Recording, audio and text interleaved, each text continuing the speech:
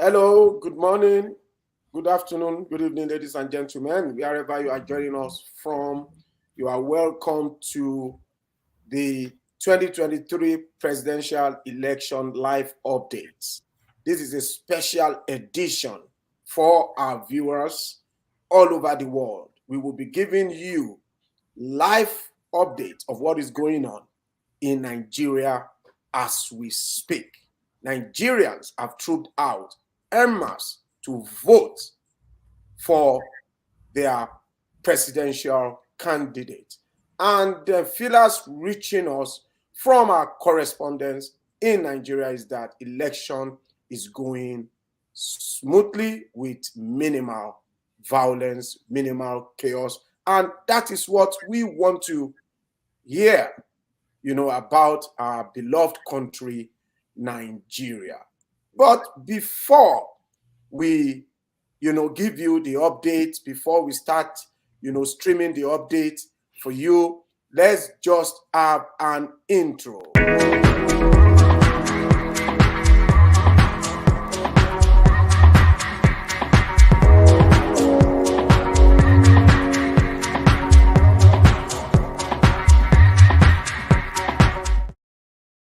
Yes, welcome back. This is about Nigeria.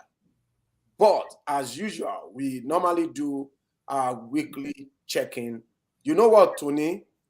Just take it away in 10 seconds because we just want to delve, into what is happening in Nigeria. We've got news for our people. Tony, from the United States, take it away. Yes, Dr. Lomboya, it's nice being here today. I think this is a way of showing love to our country. In an election time, although those in diaspora, we are not allowed to vote, but we are still part of Nigeria, and whatever happens in Nigeria also affects us. And as it stands now, INEC is showing that they are performing. A little bit, at least the INEC chairman was able to come to brief the nation of where they are, what their challenges are, and what they are doing to clean up the challenges. So we are here to show support that wherever any Nigerian is in any part of the world, home, sweet home. You need to be concerned what is going on.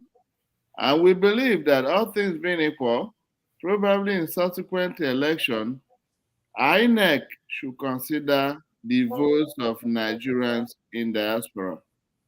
Yeah, thanks a lot, Tony. Jude, take it away. What is happening? Just Good. Thanks a lot. I woke up this morning. I tuned in straight to Channels Live and was shortly within Channels TVC News and Arise News. And from what I can see all over, it looks like there's peace in Nigeria. People are going out to vote. Everywhere looks calm. And amazingly too, here in where we are here, very good weather. So I concentrated on the, following up the election polls and what's happening in the polling stations. Everything looks great. At the moment, I'm proud of Nigeria, the way things are looking, because there's no chaos. Everything is smooth. And but here we are. Let's follow up and see how everything finalizes. Yeah, thanks a lot. I know that, Jude, you are at work and then you decided to just share your time with us. Yes, let's just move on. News reaching us, is that Bola Ahmed Tinubu actually arrived at his polling booth around 9:45 to 10 o'clock this morning. Units 085 Ward 3 Sunday Adigun Alausa Ikeja, where he casted his vote. He casted it with his wife, Chief Mrs. Oluremi Tinubu. And we also got news that President Muhammadu Buhari voted at his polling unit PU003 at Sarikin Yara Ward A in Daura, Castina. Yes, the president publicly displayed his voter's card. It was a bit funny. You see what it did. It displayed his voter's card for everybody to see, for everyone to see after spending 8 years in power. And he reiterated that his intention to hand over to the winner of today's election. So there is no going back. We also got news about, the presidential candidate of the Labour Party, Peter Obi. The Obedience are extremely excited. He got to his polling booth around 9 a.m. and which was in unit polling unit 019 in Umudi Makasi Square, Agulu, Anambra. He showed confidence that he is going to emerge at the end of the day as the president of Nigeria. So we also learned that, the former vice president Atiku Abubakar actually, arrived at his polling unit around 9 a.m. as well. And his polling unit is in Ajia, O2, Guadabawa Ward, Yola, North Local Government of Adamawa State. And he was beaming, you see, in confidence, and saying to well-wishers that, yes, at the end of the day, he will carry the day. Tony, what do you have for us? Yes, I need to start from INEC. We need to give INEC kudos for at least not postponing the election. So that is the first pass mark I will give them. To a typical Nigerian, they are not interested in these political juggernauts voting and the time they voted. They are interested in finding out where they were having some problems. Mm-hmm.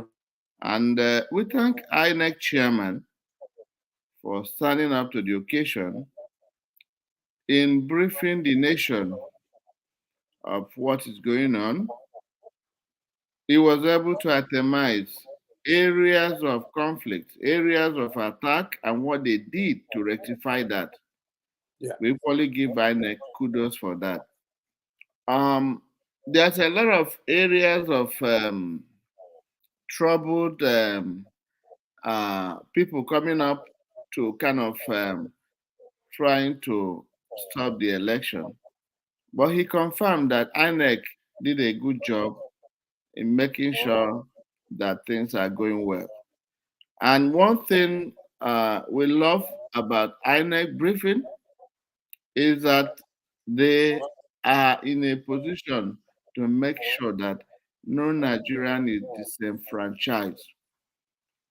Mm-hmm. We understand that about 230 of voting units are supposed to close and start counting. But he assured the nation that whoever is on the line, no matter what it takes or time it takes for them to vote, INEC will permit that. And from one of the commentaries I got from Channel Television, there's a legal provision that if for any reason, because one of the problems we were able to kind of elucidate is that INEC, some areas, INEC officials did not arrive in time. And that the PVC machine, even when they arrive at time, we are not working. And that they were doing everything humanly possible to make sure that things work out well.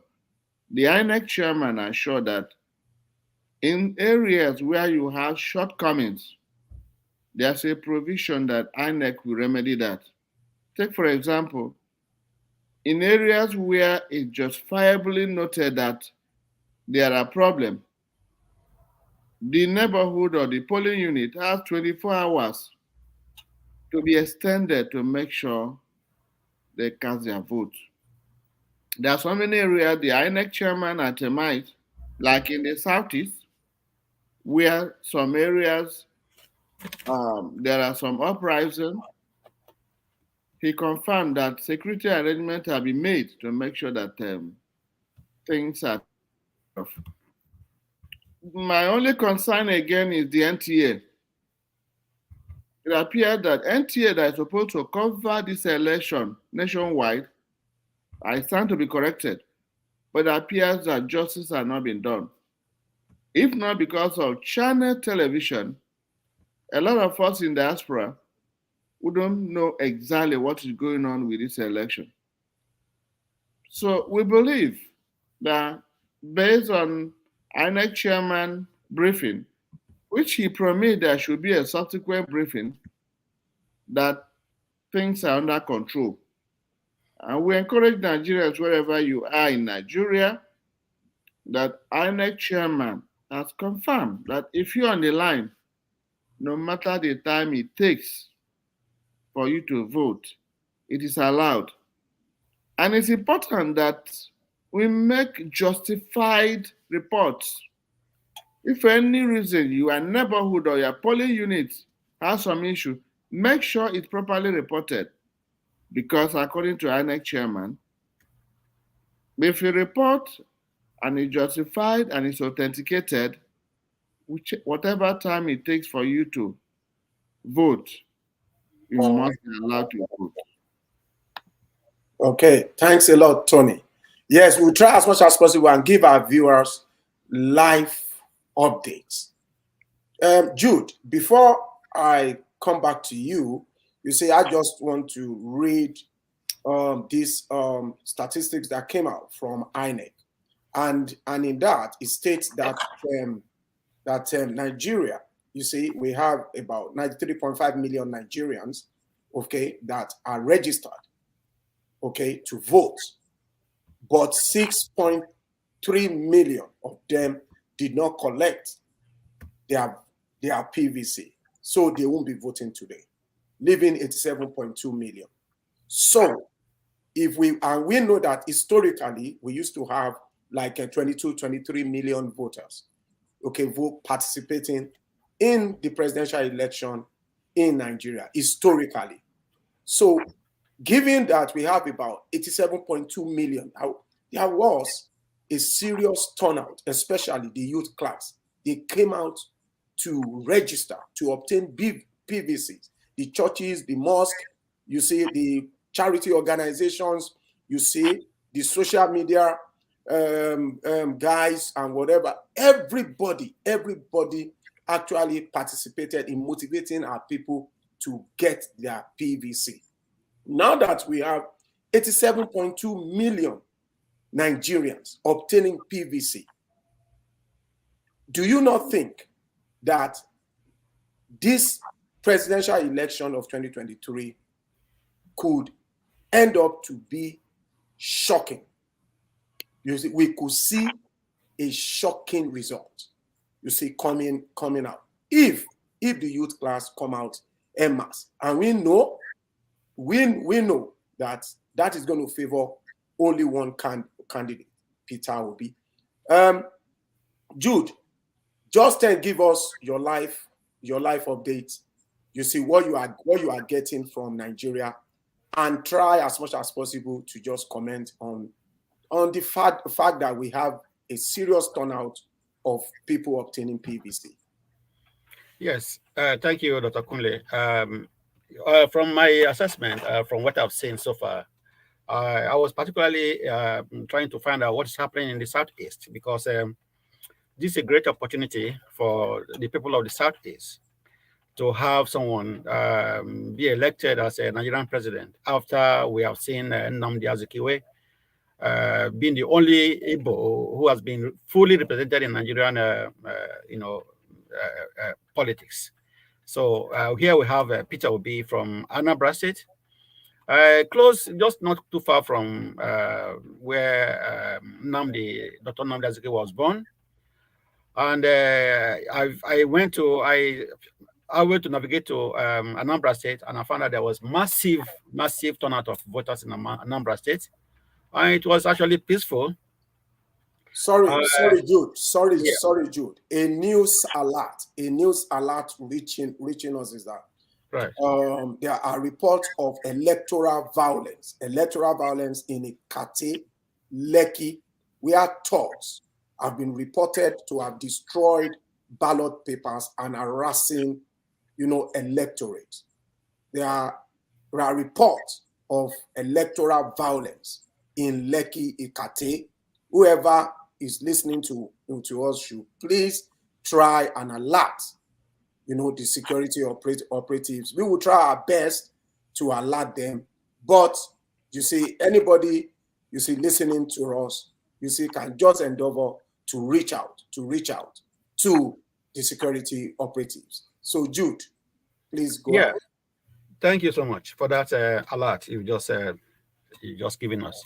So in the southeast, in Anambra State, where the Peter Obi comes from, it seems to be very good turnout there. People are okay there. From what I see, I've not had any issue of violence. And I was thinking that what we are hearing before the election is going to be more critical than what it is today. But turnout is there, coming out very well from the southeast. And monitoring the IPOB group, I've not seen much from them at the moment. I know there are a lot of security barricades everywhere, making sure that everything goes well. So people are careful. And the government, I think they have done a good work there to let the people know, the chiefs and the OBs of the Anambra states let them know that, well, we have to vote someone in of our own. So in Obi's area there, things are looking good, but I'm still looking to see if there's any chaos going there. And if I have anything that is critical, alarming, I will just I like it for us to go through. I'm still monitoring that area. That's where I'm much concentrated in, and I have a high interest in that area. And coming to Lagos looks peaceful. Nothing much from Lagos at the moment. Everything looks peaceful. Let me hand it over to you at the moment, where I still do my homework. Yes. There are reports that Rabiu Kwankwaso, the presidential candidate of the NNPP, casted his vote at Tandu polling unit in Madobi local government area of Kano State.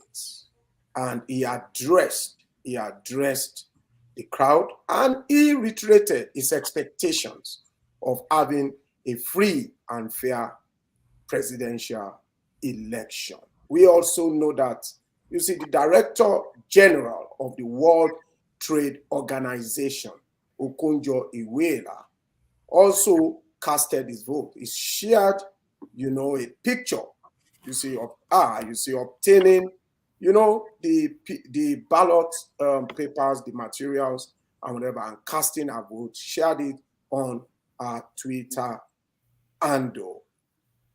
Yes, we also shared the news earlier that former President Goodluck Ebele Jonathan also casted his vote at polling unit 39, Ward 13, Otuoke, Ogbea local government area of Bayelsa. And he also alluded to the fact that he expects, INEC to conduct a peaceful presidential election. So, Tony, what are you hearing? I know that you actually shared, a video of a particular place in the East where the electoral materials, were not, distributed. They didn't have it, and people were like complaining and were a bit impatient, and they were they were restless as well. So I'm making numerous comments about the insincerity and unfairness of the situation. So, Tony, Yes. any comments on that? Before I get to that, I just want to, for our viewers, to understand that in our last episode, I made it emphatically clear that nobody will stop election in Anambra State. And it has come to pass because history has indicated that oftentimes people want to make noise about what they can do on election day, but when the election is on, they are not allowed to do anything, and it has come to pass. Two, the issue we have in the Southeast, that's why in our last episode, I made it clear that if we have problem in the Southeast, it should be caused by either INEC or the blame should be laid on the doorstep of the federal government because we need security for things to happen. Now, there are so many locations in the Southeast. Rather than having the IPOP all these gangsters disturbing election, the reverse is the case. Rather, the INEC machine in some location does not match the PVC of those who have come to vote. Like in some areas in Enugu City, it was confirmed that the machine they have does not conform with those who are queued up to vote. So these are the problems we are talking about, where people want to hide under IPOP or unknown soldier to make people not to vote, and they want to blame unknown soldiers or vandals for not having a safe and fair election. But the good news is that INEC chairman kind of is up to the task because he has confirmed receiving information. Yeah, Tony, we just received another alert that at least two people have been killed. Yeah, in the Agu community of Haba, Arochukwu local government area of Abia State. Exactly. What I'm saying is this. These are bound to happen. The INEC chairman specifically clarified issues where we have trouble in the Southeast. Okigwe, some areas in Abia, and some areas in Imo State, of which he confirmed that his men and security organization has been dispatched to take care of that. So the point is this: if INEC does his job very well in the Southeast, nobody will stop voting. It's almost, I think, close to 2:30. Most areas where the machine worked well in the Southeast, they have voted. So the point I'm trying to really summarize is that voting issue in the Southeast is not a problem of the Igbos or the vandals.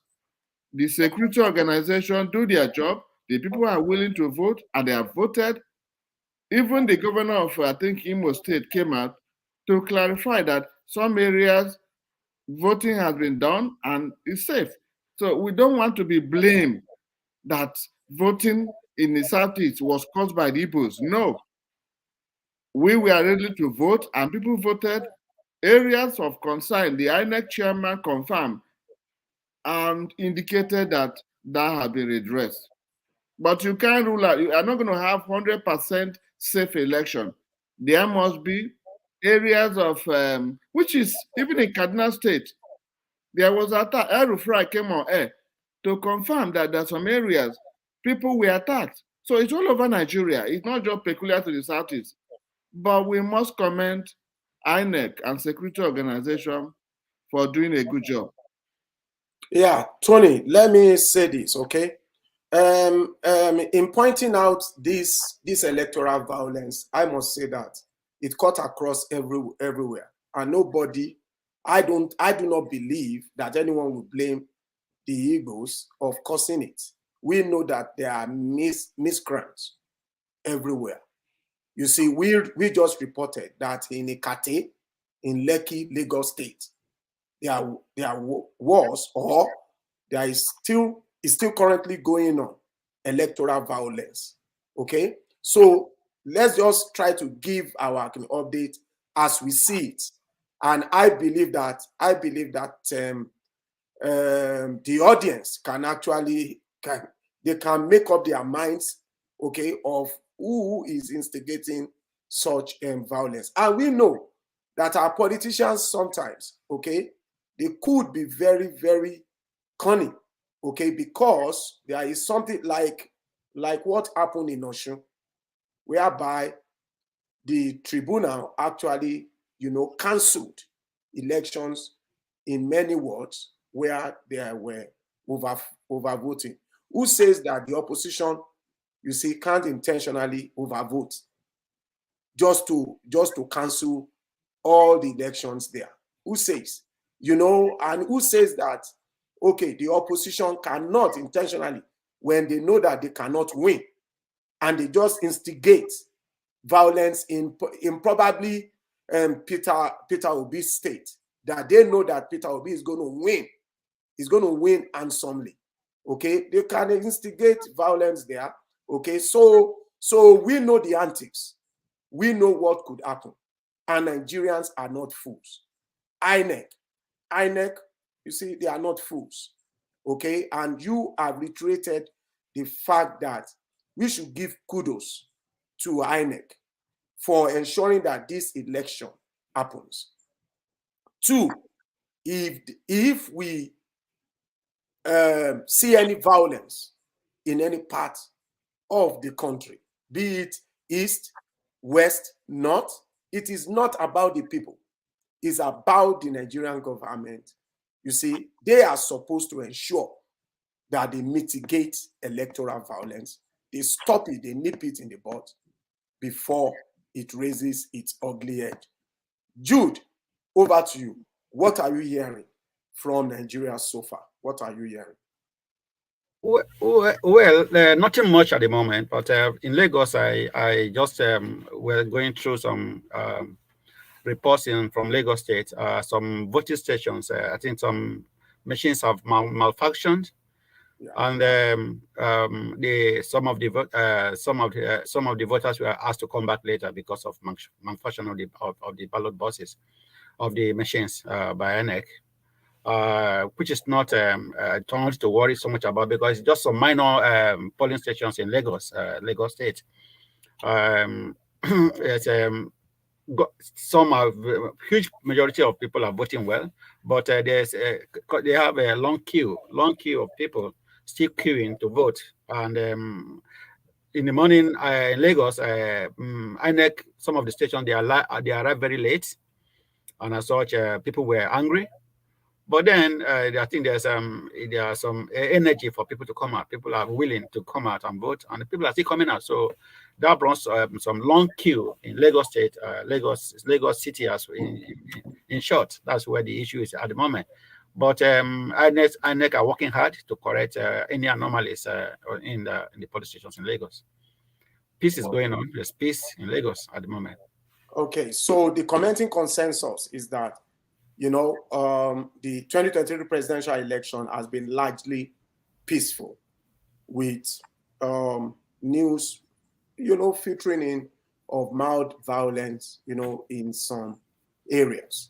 Also, I can report to you that in Ogun State, the election has been largely peaceful. The governor casted his vote.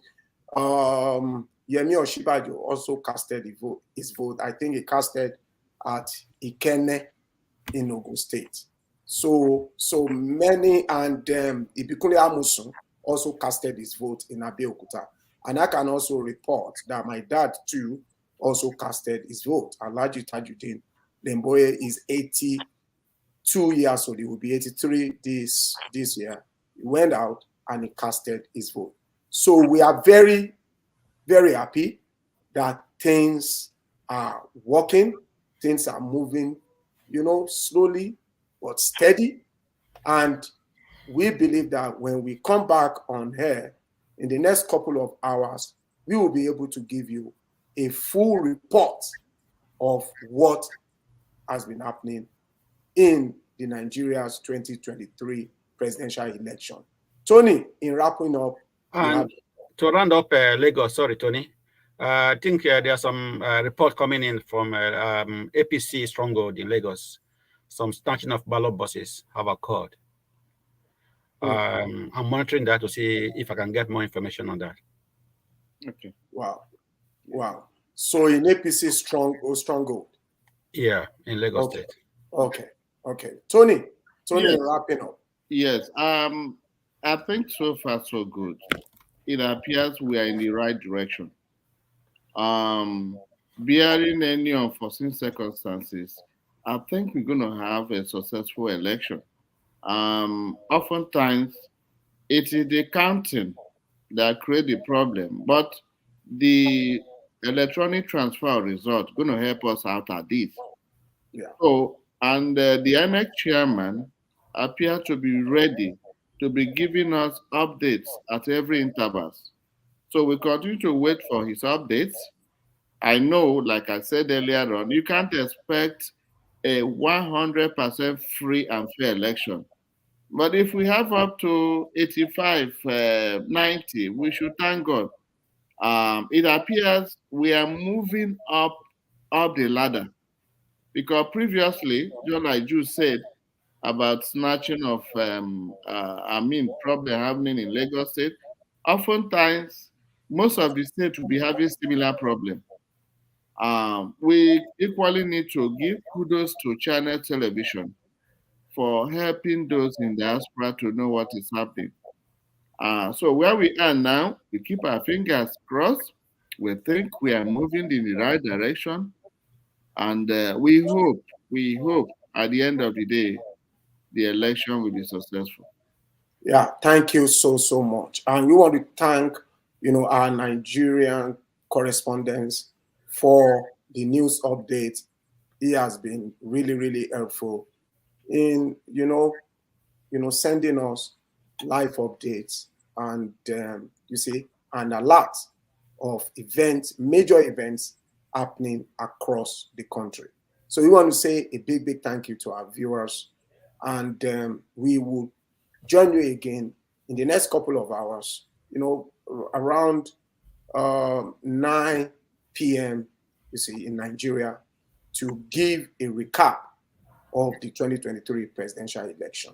So we see you again in the next couple of hours.